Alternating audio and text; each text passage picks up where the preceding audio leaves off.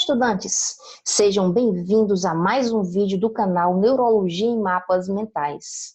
Não esqueçam de curtir e compartilhar os nossos vídeos, hein? O assunto da aula de hoje é Síndrome da hipertensão intracraniana. Conversaremos acerca da anatomia e da fisiopatologia que envolvem esta síndrome de uma forma geral. Falaremos também acerca da patologia da hipertensão intracraniana ou HIC, especificamente. Conversaremos também sobre as manifestações clínicas da hipertensão intracraniana e, por fim, discorreremos sobre o tratamento dessa síndrome hipertensiva. Vamos lá? Para tratar da hipertensão intracraniana, é importante que destaquemos alguns componentes da anatomia e da fisiopatologia. Representamos o crânio, a cavidade intracraniana, a pressão intracraniana ou pique e a sua mensuração de uma forma mais específica, a circulação sanguínea do encéfalo e a relação entre volume e pressão aí estabelecidos. Quanto ao crânio, corresponde a uma esfera oca de paredes rígidas e inelásticas. Afinal de contas, trata-se de uma estrutura óssea. É uma cavidade que se comunica com o exterior do corpo pelo buraco occipital ou pelo foramen magnum. E o interior do crânio é dividido em compartimentos pela foice e pelo tentório ou tenda do cerebelo. Essa divisão em compartimentos permite a comunicação entre as cavidades ou fossas supra e infratentorial, que chega ao forame de Pacchione. A cavidade intracraniana, por sua vez, está totalmente ocupada e desta forma compreende o parênquima nervoso, o sangue e o líquido céfalo-raquidiano, ou LCR, que assim poderei denominá-lo na sequência, e por conta disso, por conta de se tornar uma cavidade inelástica, uma cavidade com paredes rígidas, ela é incompressível, ou seja, não há mudança na área e no volume dessa cavidade. Logicamente, se isso não acontece, quando tratarmos das relações dos conteúdos aí presentes, discorreremos sobre se esse aumento vai favorecer, logicamente, ao aumento de pressão, justamente por conta de ela ser incompressível e de ter as suas paredes rígidas e inelásticas. Quanto à pressão intracraniana, que aqui eu denominarei pique e suas medidas, em relação à pique normal, corresponde à total ocupação do espaço intracraniano e à circulação do sangue. No caso do LCR, ele é produzido pelos plexos coroides e passa dos ventrículos para o espaço subaracnoideu, ou subaracnoideu, como aqui está escrito, pelos forames de Luschka e Magendie. E aí desloca-se, então, para o espaço subaracnoideu, ou aracnoideu, no sentido cranial e no sentido caudal. Este líquido sofre, então, absorção pelas vilosidades aracnoideas junto ao seio longitudinal superior. O LCR ocupa 10% da cavidade crânio-raquidiana e há um contato íntimo do LCR com o parênquima nervoso e com a circulação sanguínea.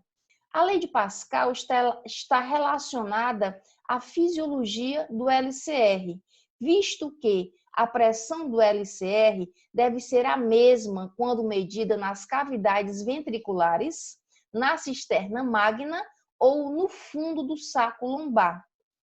Pode haver um aumento de pressão na mudança de posição do paciente de horizontal para ortostática. E, neste caso, o crânio funciona como um recipiente imperfeitamente fechado, permitindo, assim, que parte da pressão atmosférica atue no espaço intracraniano por meio de vasos sanguíneos. Veja bem, falamos em recipiente imperfeitamente fechado, porque aqui na frente, sem haver antagonismos, falamos que ele é perfeitamente rígido e inelástico. No entanto, aqui nós falamos imperfeitamente fechado, ou seja, ele permite uma certa modificação de pressão, mas isso é algo fisiológico, é uma, digamos assim, é uma circunstância dinâmica. Pois bem, a pique em valores normais é de 50 a 200 milímetros de água ou 15 a 20 milímetros de mercúrio. Quanto à circulação sanguínea encefálica, que interfere logicamente nessa pique, devemos conversar acerca do metabolismo encefálico, que é feito por glicose e por oxigênio. Ainda é importante ressaltarmos sobre o fluxo sanguíneo encefálico, que de então passaremos a cognomiá-lo FSE. Pois bem, esse fluxo sanguíneo no encéfalo corresponde a 2% do peso corporal e consome aproximadamente entre 20% e 22% do oxigênio do organismo. E veja bem, isso é importante porque a nutrição de glicose e de oxigênio está relacionada todo ao metabolismo desse sistema nervoso. E há uma necessidade do encéfalo de fluxo sanguíneo que corresponde a cerca de 15% do rendimento cardíaco.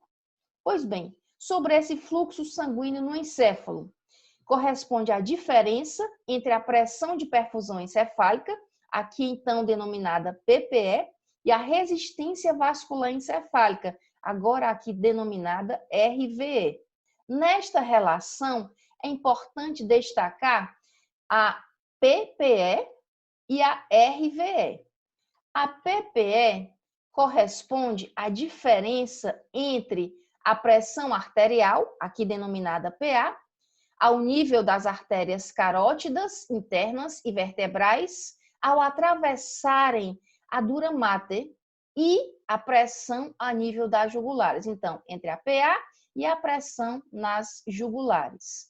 Pois bem, essa PPE, na prática, corresponde à pressão arterial sistêmica e, assim sendo, o FSE, ou seja, o fluxo sanguíneo encefálico, se mantém constante, apesar das grandes variações da PA média, entre 50 e 170 milímetros de mercúrio.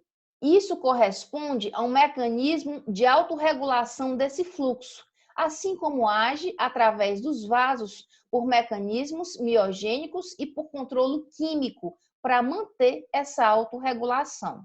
Já quanto à RVE, essa resistência está diretamente proporcional à extensão de seu leito vascular e inversamente proporcional à quarta potência dos raios dos vasos. E na prática corresponde à extensão do leito vascular e esta extensão é invariável. Pois bem, isto significa que alterações no diâmetro do vaso desempenham importante papel nessa resistência. Vamos a uma questãozinha para ver se a gente realmente aprendeu um pouco até aqui sobre essas questões relacionadas à hipertensão. Em relação à fisiopatologia da hipertensão intracraniana, assinale a alternativa correta. Item A. Episódios de hipotensão podem aumentar a pressão de perfusão cerebral. Não é hipotensão. Hipotensão não aumenta a pressão de nada. Item B. A pressão de perfusão cerebral é igual à pressão arterial média mais a pressão intracraniana. Na verdade, é menos a pressão intracraniana.